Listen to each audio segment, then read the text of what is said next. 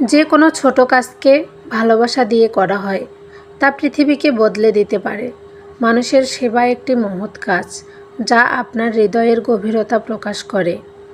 আশা প্রত্যাশা নিয়ে কোনো কাজে এগিয়ে যেও না, বরং তোমার যে কাজ করতে ভালো লাগে, যা তোমাকে কোনো প্রতিদান ছাড়াও আনন্দ দেয়, তার দিকে এগিয়ে যাও।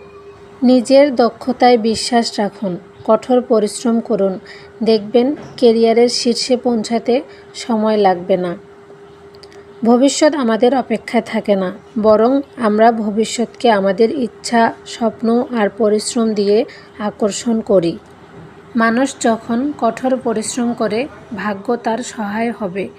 জীবনে চ্যালেঞ্জ থাকবে, এটাই স্বাভাবিক, আর সেই চ্যালেঞ্জগুলোকে অতিক্রম করেই ভাগ্যকে সহায় করে নিতে হয়।